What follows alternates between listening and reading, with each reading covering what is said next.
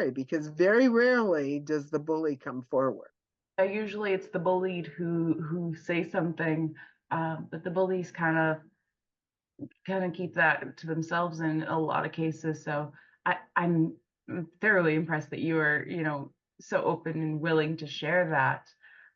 So let's get into it then.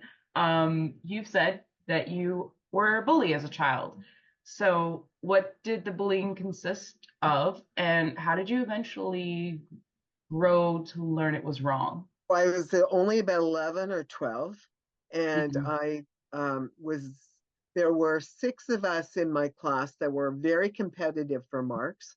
There was me and this other girl and 4 boys. And I have Mm. no idea where the competitiveness came from because my parents are not like that. So that's number one thing, is that this was not about bad parenting, it was about bad childhood. Okay.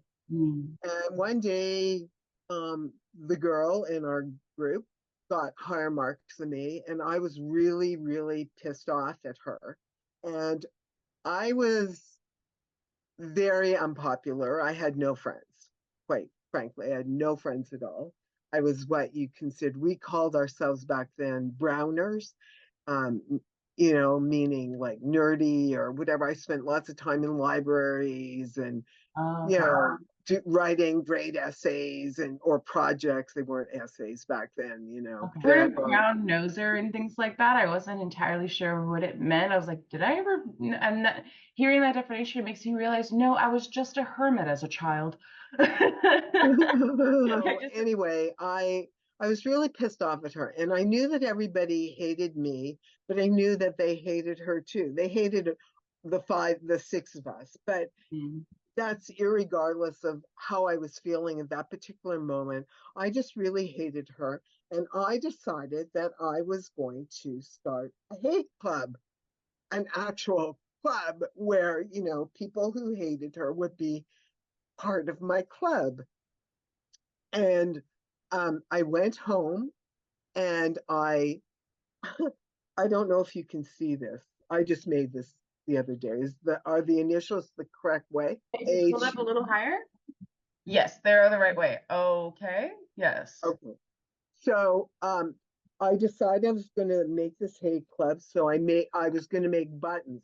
So the button stands for We Hate. S was her name, and C was the club. Okay. I attached safety pins on the back, and then and I did this, and I have to say this. I have to read this because this is so true. So I consciously, carefully, and conspicuously, and my parents were home, but they were totally oblivious, crafted colorful circles of hate. Okay. After cutting it enough and, writing the initials on there and attaching the pins, I bring them to the class the next day and I hand them out, and people willingly took them. I told them what it was, and they were so it was so empowering, Carson, to have people pay attention to you. And Yeah. for 1 hour, I'm popular. Like all of a sudden, I was popular. It was amazing. Like it was an amazing thing, right? Mm. So an hour goes by, and all of a sudden, I get called down to the principal's office. And he holds up one of these buttons and he goes, "What is this?" And I said, I was very quick witted, which is amazing. And I'm sorry if I offend anybody by saying this, but I'll explain it. I said, "We hate Santa Claus," because I was Jewish. So that's the first thing that came to my mind. We hate Santa Claus.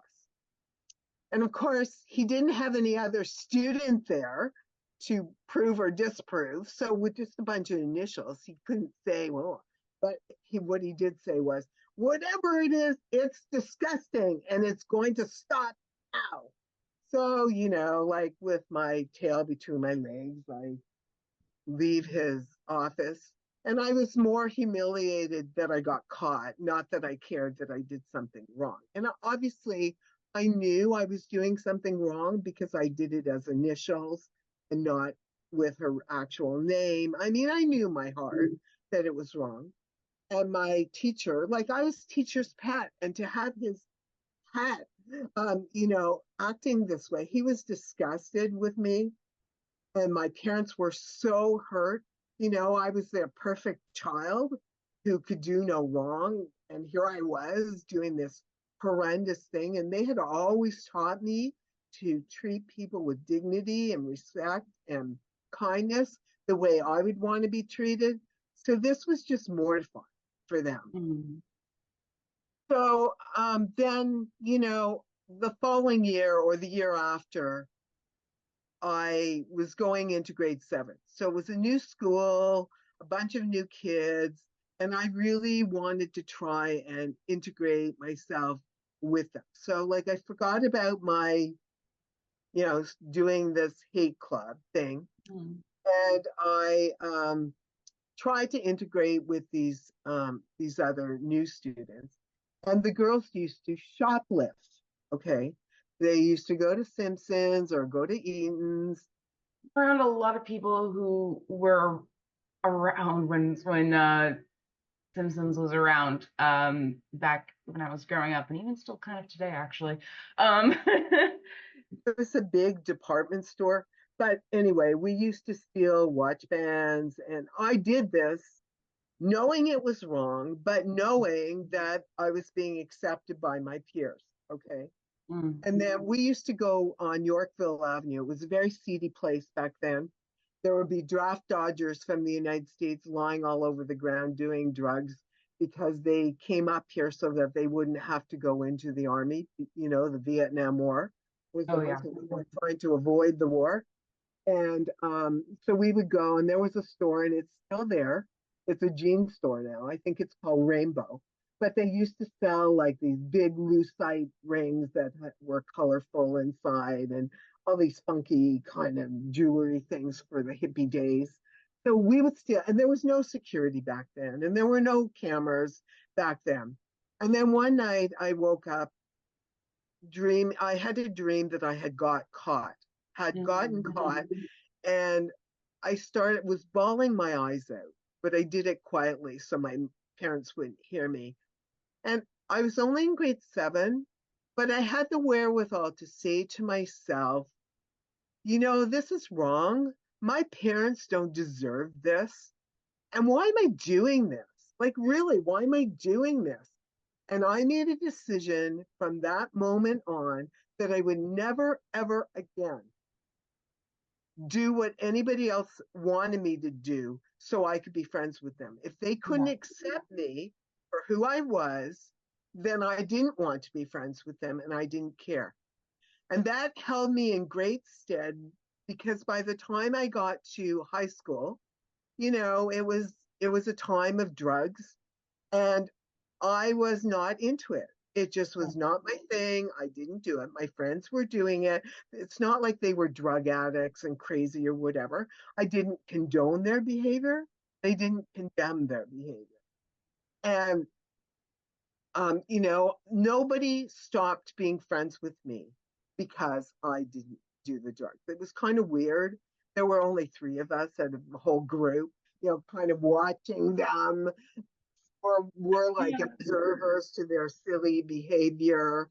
And then one night somebody had called the cops and we all had to rush out of there because I would have been taken down to the police station just like everybody else. Yeah. And I had a really hard time proving that I didn't do any of it. How do I prove that? They didn't have tests for marijuana or anything like that at the time. Yeah. So that's how it's been for the rest of my life. I am not friends with somebody because of what they tell me I have to be. I'm who I am, and you either like it or you don't be friends with me. And I don't care. I'm strong enough as a person that I don't need your friendship to hold me up. I need to be stronger for myself and believe in my values, which is steadfast, and has never changed, never altered. First of all, thank you for sharing that. I think there's such an important message in, reminding people that you don't need to change yourself to fit in. Secondly, the visual aid, top notch. I'm very impressed that you brought a visual aid of the button and everything, because it helps with giving the picture. And what I find so interesting is just in how different people kind of interpret different things in their life. And because you went from doing the shoplifting behavior to being like, oh, I'm never going to do that. And that kind of strengthened your resolve to stay away from drugs. And then for me, it was like the substances came first and then the shoplifting behavior, because it was tied to me with addiction. That was something I really struggled with for a long time, uh, due to finances and all these things. I don't know if you know much about my story, but I'm a recovering alcoholic. And um, part of that journey was, was when you're broke and you really needed a fix, you do things that you wouldn't necessarily do when you're not in that state of mind. So it's always so interesting to me to hear people's experiences with those specific topics from not an addict's lens, because it's like, whoa, that is like that I can't even like imagine that. Sharing how you really did not want to disappoint your parents, I really can understand that and feel that on various levels. So I genuinely believe there is someone out there who might be watching this podcast who's either going through similar things and is going to hear this and be like, oh, maybe I need to reframe how I'm looking at this, and it might change their life.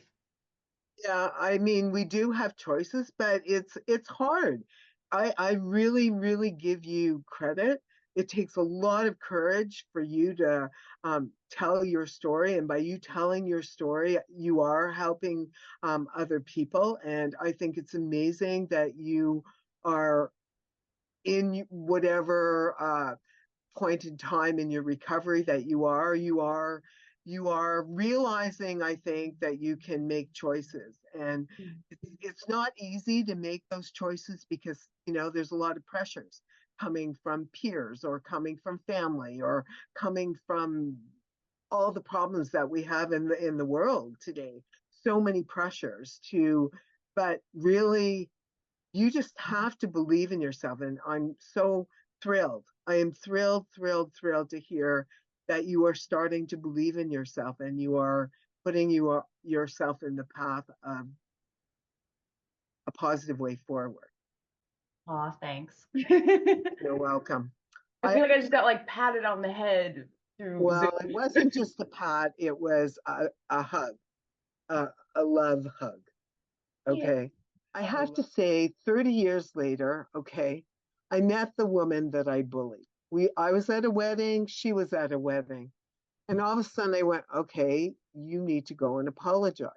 I'm an adult, I have kids, but still, there's this reluctance and trepidation. So I go up to her. She remembers me. I said, I have to apologize for how I treated you when we were in grade 4 and 5 or 5 and 6, Yeah. whatever grade. And she said, I don't know what you're talking about. I said, oh, come on. And I didn't want to go over it again because if she really didn't know what I was talking about, I didn't want to, revisit Hey, I'm gonna anything make you remember this, and then I'm gonna apologize. Right. So No, I she get it. I said, do. it wasn't just that started this hate club, but I also was physically abusive to her. I used to take an umbrella when it was raining, and I would chase her, and I would be poking her butt with the umbrella. And then we used to wear knee socks, and my knee socks would unroll down, and I would make her pull them back.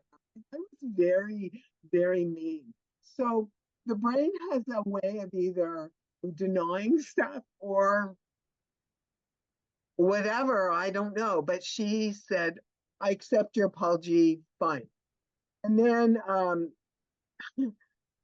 but I still wasn't on the road of determining that I needed to get this story out there. I just had Right. apologized. I felt better about it. And then in 2018, I went on the March of the Living, which is a trip to the Nazi concentration camps in Poland. And then we went to Israel afterwards. And no matter everything that I've ever read, heard, to actually be at a concentration camp is something I just can't even explain it.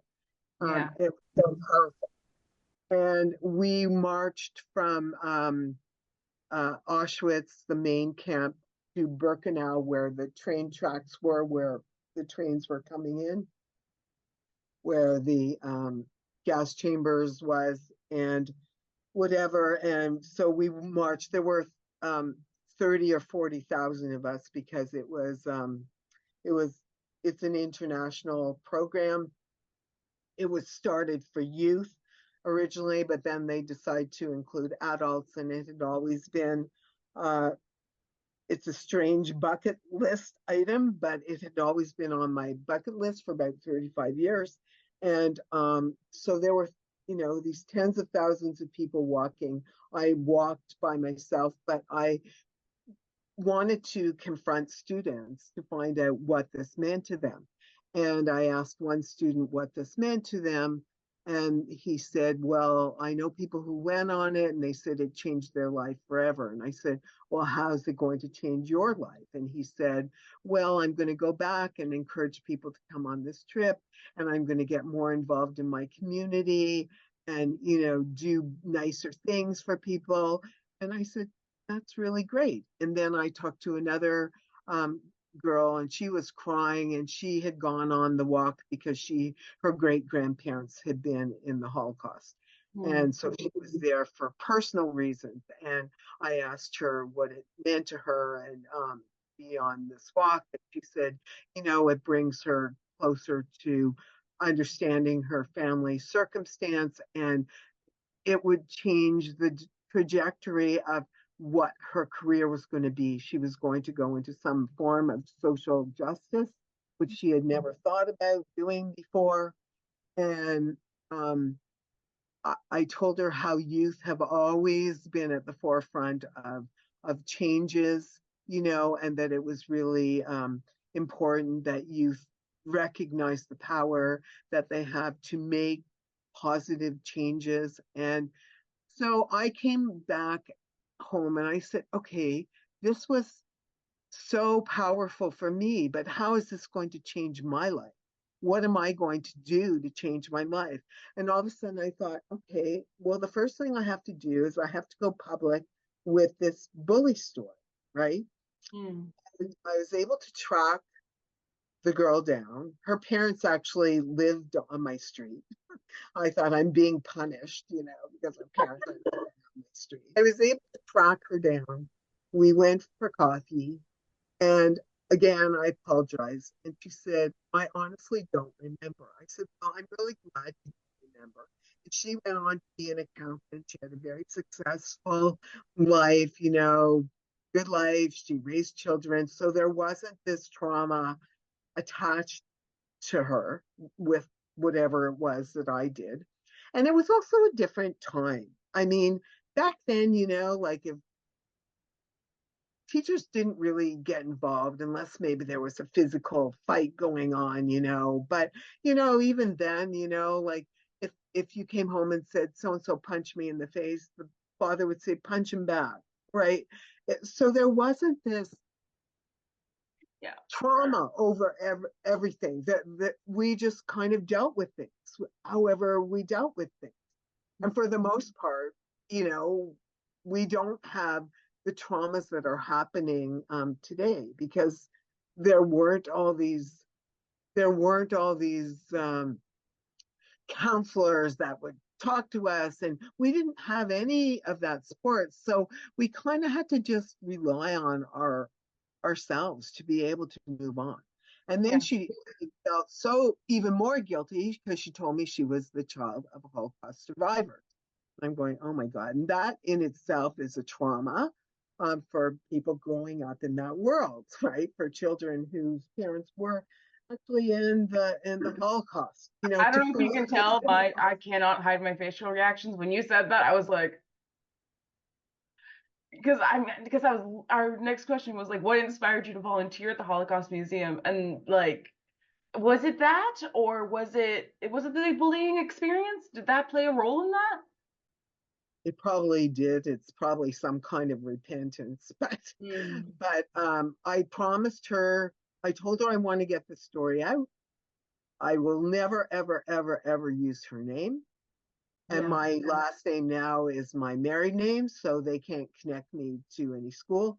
And if I don't know if anybody would even remember that incident, so long ago, and it didn't affect them really personally. I don't know. But she said no problem. So yeah, that's why I've been trying to get this story out there, because I do think that there are lessons to be learned about being a bully. Yeah. If you want to hear more stories, don't forget to subscribe, comment, and like. To support more youth by youth-led projects, visit us at youthspeak.ca, where you can donate and spread youth mental health awareness. YouthSpeak Charity. Speak, inspire, change.